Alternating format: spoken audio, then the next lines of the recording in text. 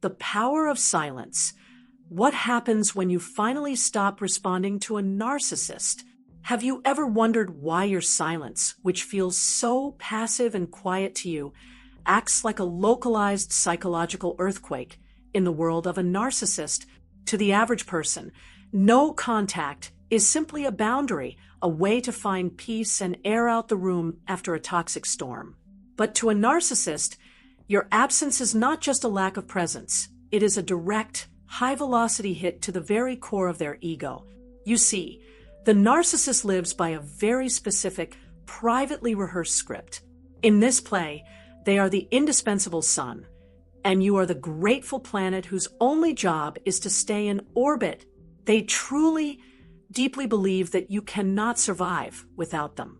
They expect you to break within days, to collapse into an emotional heap, and eventually to come crawling back, begging for the very supply they used to starve you of.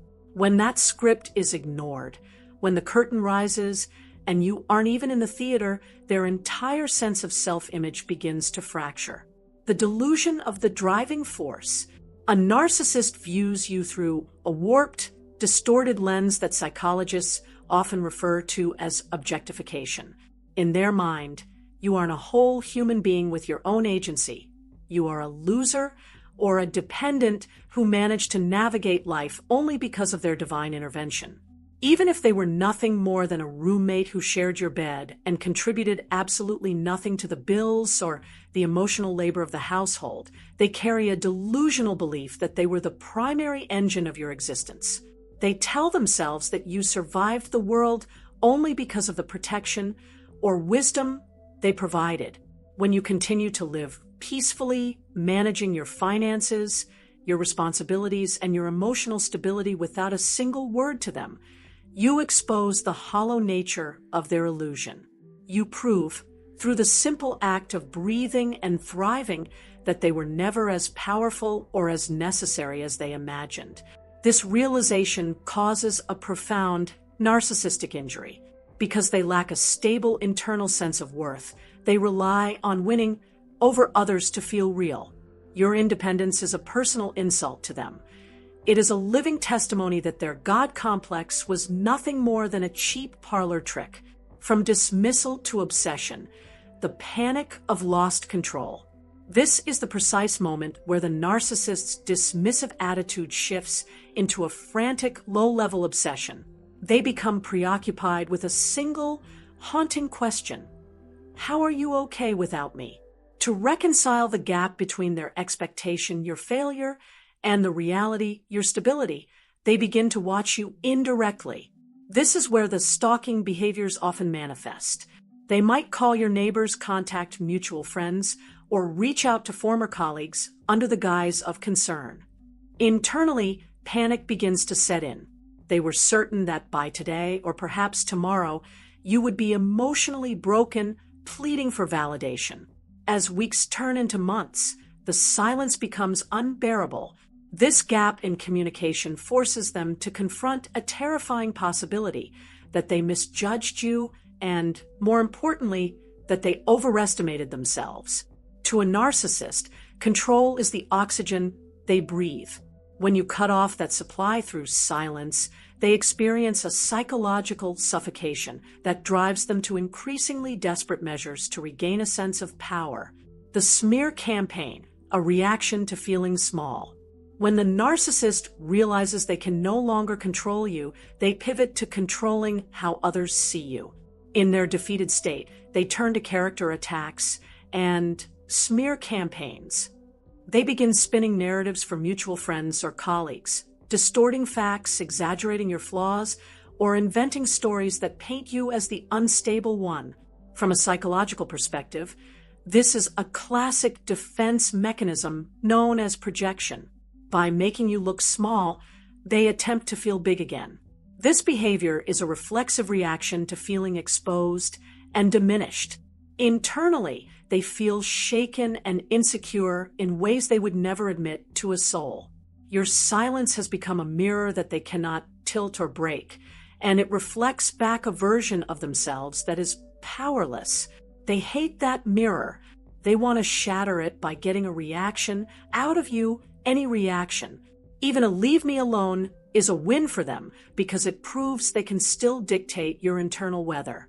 But when you refuse to speak, you leave them alone in a room with their own shadows. Cutting the strings, the end of the puppet master. During the relationship, the narcissist operated you like a puppet. If they pulled the string of an insult, you cried. If they pulled the string of the silent treatment, you chased them. They felt like a god because they could influence your emotions at will.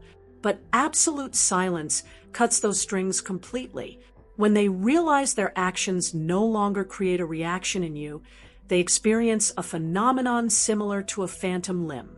Just as someone who loses an arm may still feel an itch where the limb used to be, the narcissist keeps trying to flex their muscle of control over you only to find there is nothing left to hold on to. They reach for your strings, but you are no longer there. You have walked off the stage. This phantom limb of control is what keeps them hovering and harassing. They are trying to prove to themselves that the arm is still there. Your job is to remain the gray rock, unmoving, unreactive, and solid.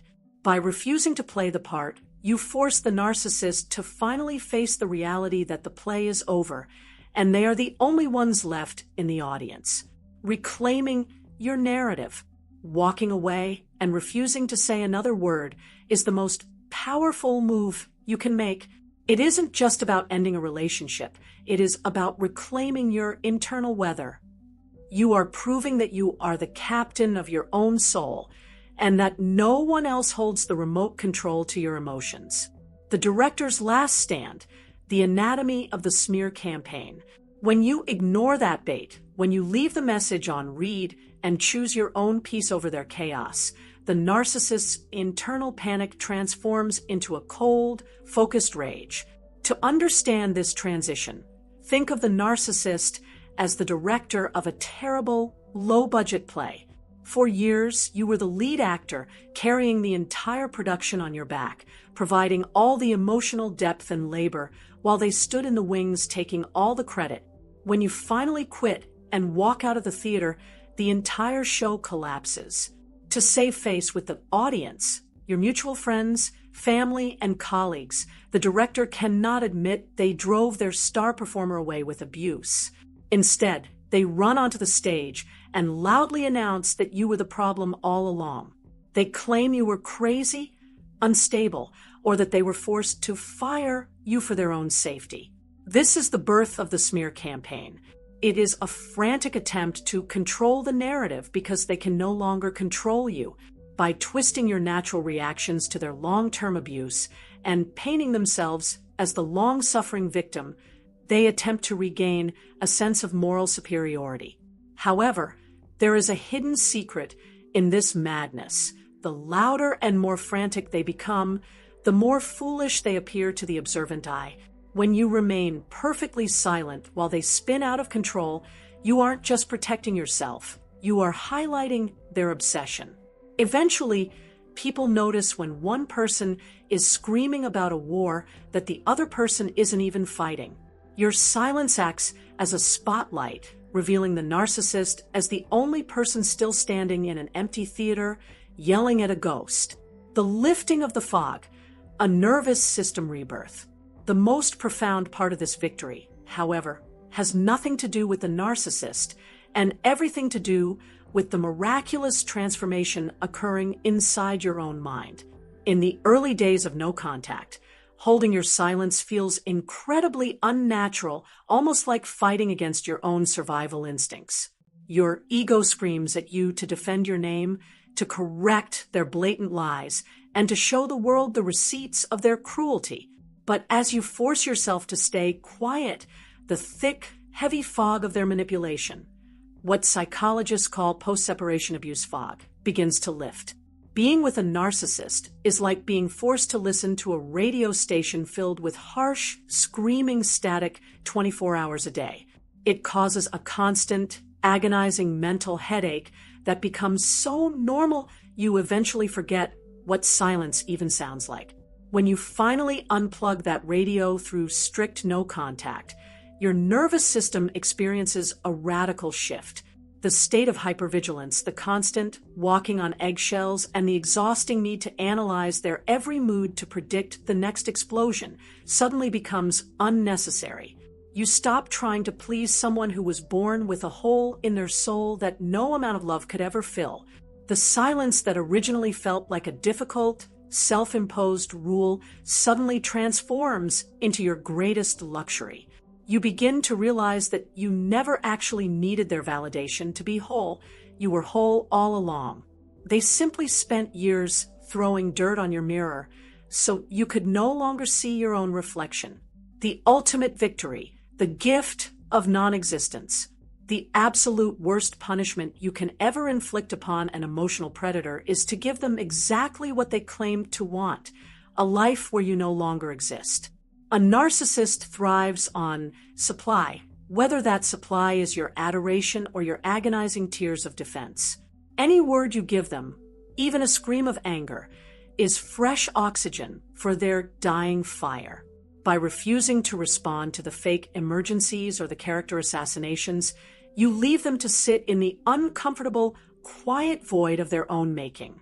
You allow them to face the one thing they fear most, themselves. Your silence is not just a boundary. It is a declaration of independence. It is the sound of you moving forward, glowing and thriving without ever looking back to see if they are watching. You are no longer a character in their play. You have left the theater entirely and stepped out into the sunlight of a world they can no longer touch.